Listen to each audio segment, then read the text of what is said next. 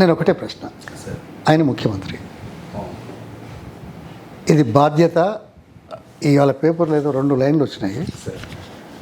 10 ఏళ్ల నిర్లక్ష్యం వల్లే టనెల్ మట్టి కుంగి ప్రమాదం జరిగింది. అదే హెడ్లైన్స్లో ఉంది. 10 ఏళ్ల నిర్లక్ష్యం వల్లనే మట్టి కుంగి ప్రమాదం జరిగింది.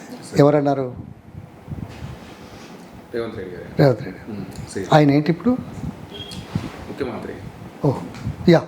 అవును కదా, మన 14 ఏళ్ళ కింద ముఖ్యమంత్రి. ఆయన ఏమన్నా టెక్నికల్ పర్సనా? ఆయన లైఫ్లో ఏం చదువుకున్నాడు? ఏమన్నా అనుభవం ఉందా? ఓకే, లేదు. నేను ఈ మాట మాట్లాడితే ఏదో గిచ్చుతున్నా అంటారు. కానీ ఒక ముఖ్యమంత్రిగా 4 కోట్ల మందికి బాధ్యత వహిస్తున్న మనిషివి 10 ఏళ్ల నిర్లక్ష్యం అనే మాట వాడినాం. మాకు సమాధానం చెప్పలే కాదు, బాధ్యత గురించి గుర్తు చేస్తున్నా. ఎప్పుడు తెలిసింది ప్రమాదం అని, నిర్లక్ష్యం చేసిందని? ఇది ఇన్సిడెంట్ జరిగిన తర్వాత అంటున్నమాట. అంతే కదా. అంటే నీకు యంత్రాంగం లేదు, నీకు ఆలోచన లేదు, మీ యంత్రాంగాన్ని అంటే సంప్రదించకుండా పనులు మొదలు పెట్టించినావా? ఇది తెలిసి ఎట్లా పనులు మొదలు పెట్టించినావు? ఒక్క నిమిషం, నేను టు ది పాయింట్ మాట్లాడుతున్నా, ఇలా వేరే విషయాలు మాట్లాడుతున్నాను. అంటే ఇక్కడ ఒక్క దగ్గరనే 10 ఏళ్ళు నిర్లక్ష్యం వహించింది ఆ ప్రభుత్వం కారణం అని చెప్పే ముందు ఇప్పుడున్న ముఖ్యమంత్రిగా చలామవుతున్న ఆయన ఏ వ్యక్తి అయినా, ఎవరైనా, మంత్రి అయినా, ప్రజాప్రతినిధి అయినా ఆలోచించాలి. మరి ఈ మాట ఇప్పుడు అంటున్నావంటే నీకు తెలుసు అన్నట్టే కదా. తెలిసిన తర్వాత నిర్లక్ష్యం అయిన దానికి పని ఎందుకు మొదలుపెట్టినావు? సమాధానం చెప్తావా? ఈ నిర్లక్ష్యానికి ప్రత్యామ్నాయం ఆలోచించి నిర్లక్ష్యం అయిన దానికి ప్రమాదం జరగకుండా ఉండే విధంగా చేయాల్సిన బాధ్యతను విస్మరించి అందుకే మొన్న నేను మాట్లాడాను. మీ యంత్రాంగాన్ని సమీక్షించావా? ఇప్పుడు 4 సంవత్సరాలు పని ఆగింది. ఎందుకు ఆగిందో తెలుసు, దాంట్లో ఉండే కష్ట నష్టాలు తెలుసు. ప్రపంచంలో ఇది మొదటి టనలే కాదు, కాకపోతే పెద్ద వ్యాసం ఉన్న నంబర్ 1 లాంగెస్ట్ టనల్ ఇది. అయితే టెక్నాలజీ ఉంది కదా, నీళ్ళ కోసం, మెట్రో రైల్స్ కోసం, తర్వాత సముద్రంలో దీనికోసం ట్రావెలింగ్ కోసం చేసిన టనల్స్ నా దగ్గర అన్నీ ఉన్నాయి, మీకు పంపిస్తారు. కనీసం మీకు తెలిస్తే జనాలకు చెప్పగలుగుతారు.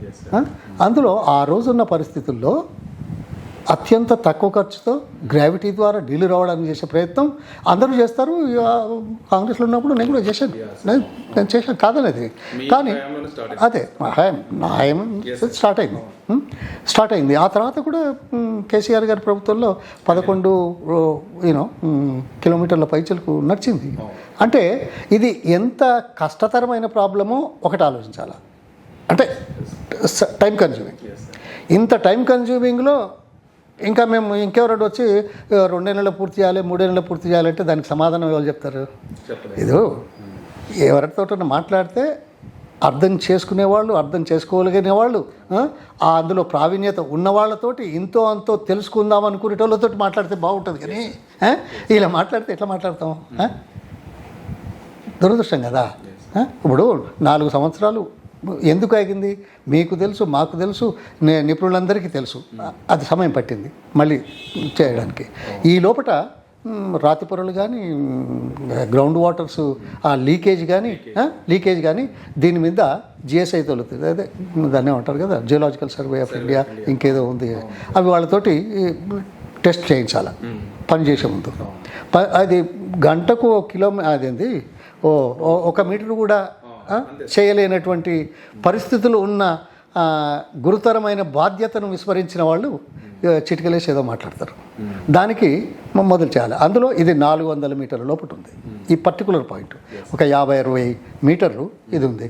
ఇందులో కొంత వాటర్ లీకేజ్ ఎక్కువ ఉంటుందనే గతంలో నిర్ణయించిన తర్వాతనే, అది 10,000 లీటర్లు కూడా ఎవాక్యువేట్ చేసేటువంటి పరిస్థితులు తీసుకున్న తర్వాతనే చేయాలనుకున్నారు, చేస్తున్నారు. అది వేరు. కానీ 4 ఏళ్ల గ్యాప్లో వచ్చిన తర్వాత ఈ రాతి పొరలు ఇవన్నీ నీళ్ళది ఇంకా ఏమైనా ఎక్కువ వస్తాయా?